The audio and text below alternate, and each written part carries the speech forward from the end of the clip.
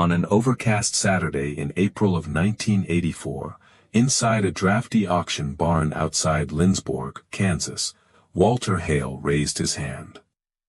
49 years old, wheat and sorghum farmer, quiet by temperament, precise by habit. The kind of man who never wasted a sentence, because weather, machinery, and markets punish loose thinking. The auctioneer had been trying since 8 that morning to move the remaining equipment one piece at a time, an International 706 with a dead starter and one brake locked solid, no bid, a Massey Ferguson 165 that had sat so long sparrows built under the seat pan, no bid, an Alice Chalmers D17 with a hydraulic leak leaving a black line in the dust, no bid. By noon, the crowd had stopped seeing equipment and started seeing inconvenience. 29 tractors and implements sat in 2 ragged rows beyond the barn door, rusted, faded, unwanted. Then Walter said it. $9,400 for the rest of it. The barn laughed.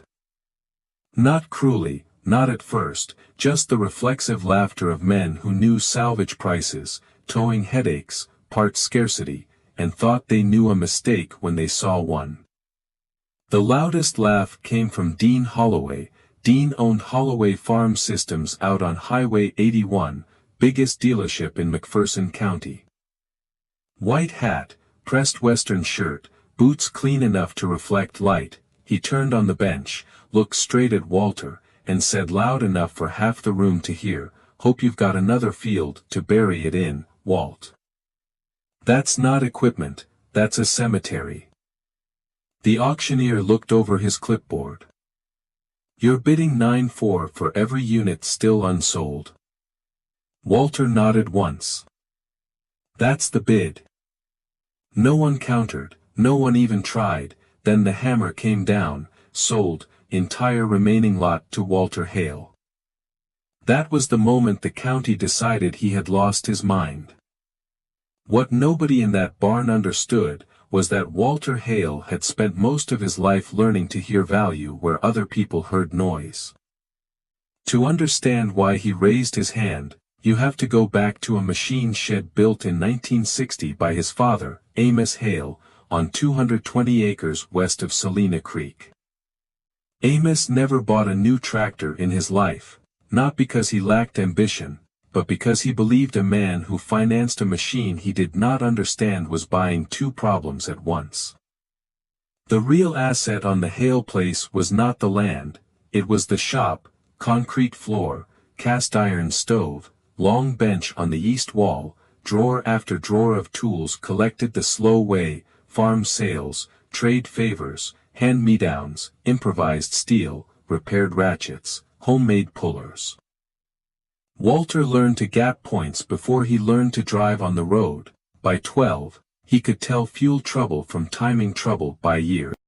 Amos would say, "Close your eyes." Walter would listen. "Too rich. Number 4 valve hanging. Governor hunting." And Amos had a line he repeated until it became part of Walter's bones. A broken machine is just a question asked in metal. Listen long enough, it'll answer. Amos died in that shop in 1978. Coronary. Winter morning. Water pump on the bench. Coffee gone cold. He left Walter the farm, the tools, the shop, and no debt. Not a dollar against the land. Not a dollar against the house. Not a dollar against the machines. By the spring of 1984, that mattered more than most people knew. Because the farm crisis had stopped being something you read about, and started being something you could see from the county road. Wheat prices softened. Interest rates bit down hard. Foreclosure notices became a kind of weather report. Men who had farmed all their lives were attending sales where neighbors pretended not to notice which tools went into the truck and which ones stayed behind. Dean Holloway was still preaching the language of the boom years. Trade up. Finance the difference. Get something efficient. Get something modern. But modern only helped if you could survive the note attached to it. When Walter came home and told Ruth what he'd done, she stood at the sink with a dish towel in one hand. How much? $9,400. That's the combine fund. I know. That's every dollar we set aside after harvest. I know that too. Ruth opened the household ledger, wrote the number in blue ink, closed the book, and said the only thing she needed to say. You'd better be right.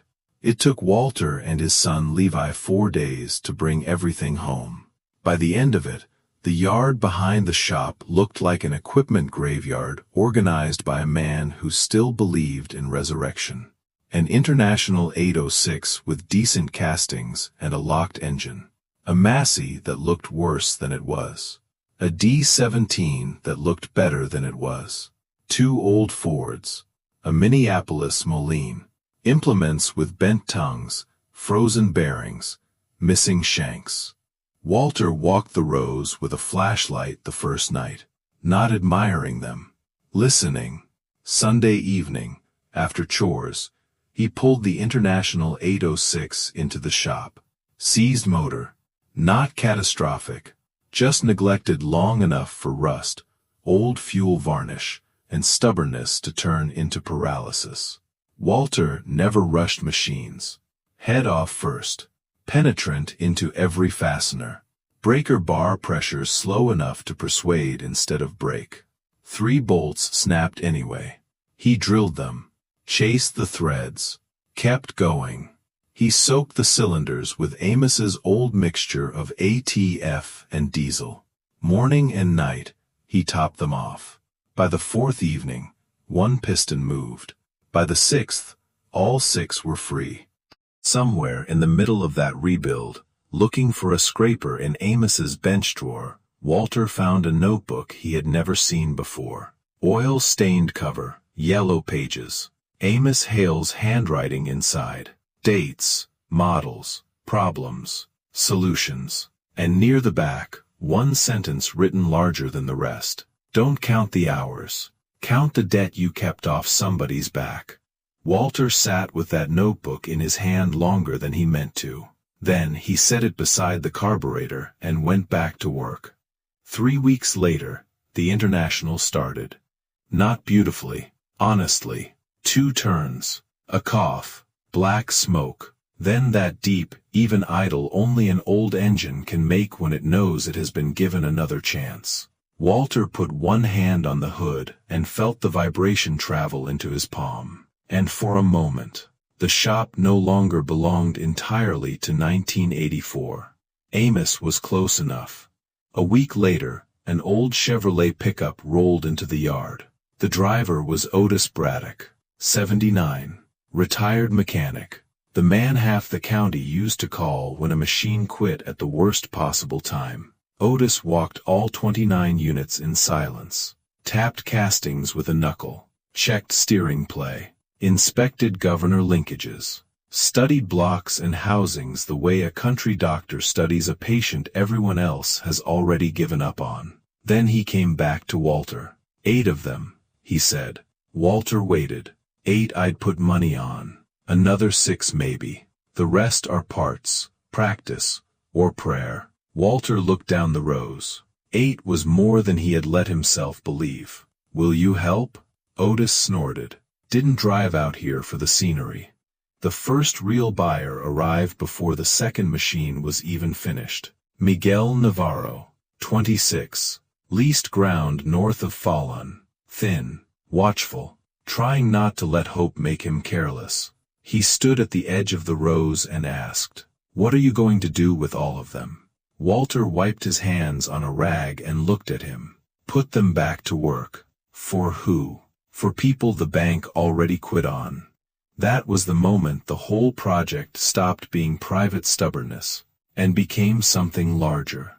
The first sale happened in May. A Massey Ferguson 165. Fresh paint, but not show paint. Engine rebuilt. Hydraulics tight. Brakes adjusted. Honest machine. Miguel came back with an envelope in his jacket. How much? $12.50. That's everything I have. Walter took the envelope and did not count it in front of him. He showed Miguel the choke, the throttle, the PTO, the way the transmission liked to be shifted cold. Miguel listened with his whole body. When he drove out of the yard, the sound of that tractor fading down the county road carried something Ruth heard before Walter did. Proof. That first year, Walter rebuilt 4 machines, and 4 operations stayed alive that might not have made it to harvest. Year 2 was harder. The summer of 1985 went dry, not biblical, just bad enough to make every acre feel argumentative. Walter farmed by day and rebuilt iron by night until the muscles in his back felt permanently tightened. He and Otis finished 5 more machines. More young buyers came, people who did not ask whether the tractor was stylish, people who asked whether it would start in cold weather, whether it would pull a drill, whether it had 10 honest years left in it if they treated it right. That was the market Dean Holloway had not believed existed. Not customers shopping for comfort, customers shopping for survival. By late 1985 Dean's dealership was wobbling. Repossessed equipment crowded the lot, floor plan financing was chewing through him. Farmers who had signed papers with confidence in 1979 were defaulting with silence in 1985. Dean still talked tough in public. Old iron's a false economy, parts will kill you. You can't build a real operation on antiques. But fewer men nodded when he said it. Then came Walter's first true failure. An Oliver 1755, good reputation, good bones, or so it seemed. A young buyer named Caleb Hurst had left a deposit and needed it by Christmas. The rebuild went smoothly until final test. Walter filled the cooling system, and water appeared where water had no business appearing. Inside the block. Hairline crack. Invisible through teardown, deep enough that welding failed, pinning failed, sleeving failed. 3 weeks of labor. For $100 in parts. Nothing sellable at the end. Friday night, December 13, 1985, Walter sat alone on the stool with both hands over his face. He did not cry, but for the first time since the auction. He stopped. Levi found him there and sat on the concrete beside him. Long silence. Then Levi asked, "You done?" Walter stared at the Oliver. "I don't know." Another silence. Then Levi said, "I'll still be here if you keep going." The next morning Walter called Caleb. "I can't sell you the Oliver. I'm bringing your deposit back. Plus $100 for the wait." Long silence on the line. "Got anything else?" Walter looked across the yard toward a Ford 5000 he had not planned to move yet. "I do." That mattered. Because success builds respect. Honesty builds reputation. Walter stripped the Oliver for parts, ate the loss, and kept working. By 1986, word had spread beyond McPherson County. Not through advertising, through feed stores, sale barns, church basements, co-op lines. Fence line talk.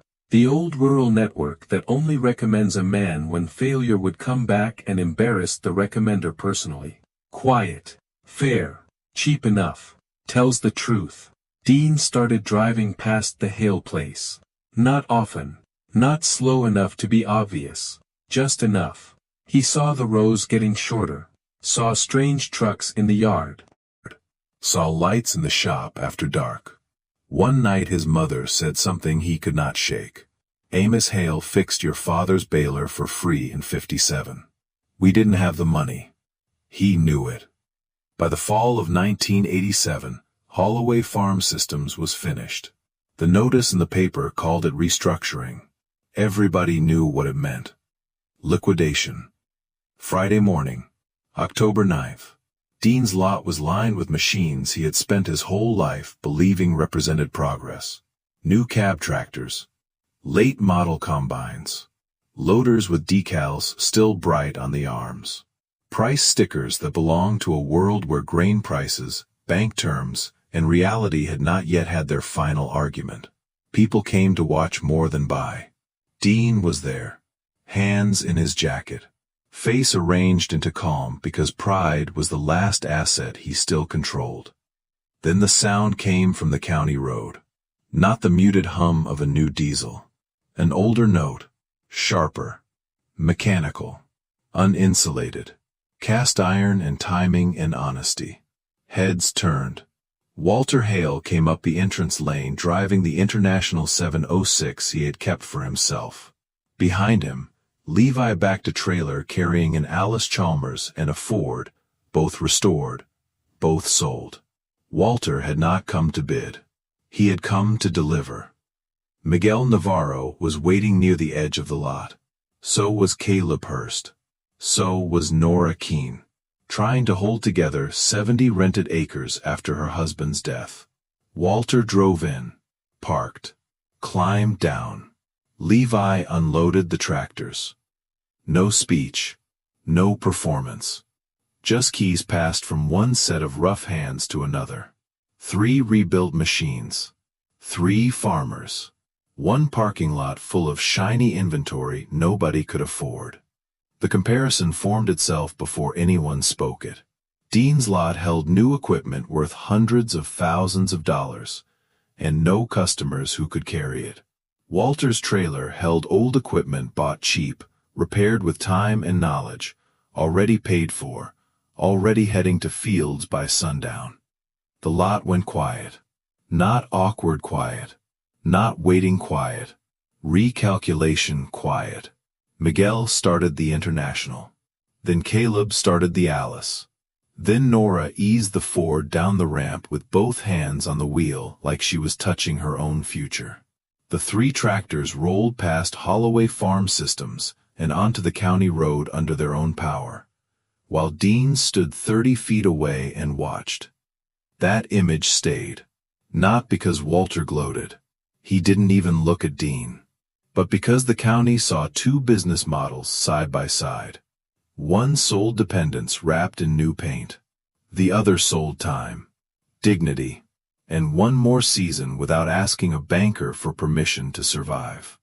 Walter kept rebuilding through 1988. When the project finally ended, the numbers looked like this. 29 machines bought, 21 rebuilt and sold, 1 kept back as emergency loaners, for scrapped or parted out. Total parts cost $15,800. Ruth's ledger recorded every gasket, seal, hose, bearing, gallon of paint, and coil. The more important figure was not in the ledger, it was in the county. By 1992, only a fraction of the farmers who had financed major equipment through Dean's dealership were still on their land. Of the 21 people who had bought rebuilt equipment from Walter Hale, every one of them was still operating. Not rich, not untouched by weather, not safe from markets, but still there, still deciding what happened on their own acres.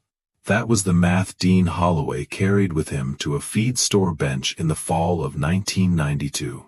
Walter was already sitting there, waiting on mineral tubs. Dean lowered himself onto the far end of the bench and stared straight ahead. Long silence. Then Dean said, quieter than Walter had ever heard him, "I spent 15 years telling men they needed newer iron."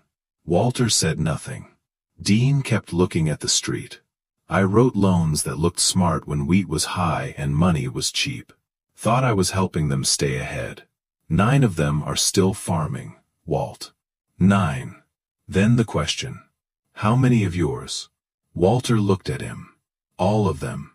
Dean nodded, like a man hearing a diagnosis already confirmed by his own symptoms. Then Walter said the sentence McPherson County remembered long after both men were gone. The iron wasn't killing them, Dean. The note was. Dean closed his eyes for 1 second. No argument. No defense. He stood, offered his hand. Walter took it. That was all. A few years later, a wooden crate arrived at the shop. Inside was a snap-on set. Ratchets, sockets, box ends, pliers, screwdrivers. Dean Holloway's personal tools. There was a note inside. These should be somewhere they still matter. Unsigned. It didn't need a signature. Walter set them beside Amos Hale's mismatched wrenches and stood there looking at the bench for a long time. One set assembled by a man who never trusted dependence. The other surrendered by a man who learned too late what dependence really cost. Levi came home to farm full-time in 1989.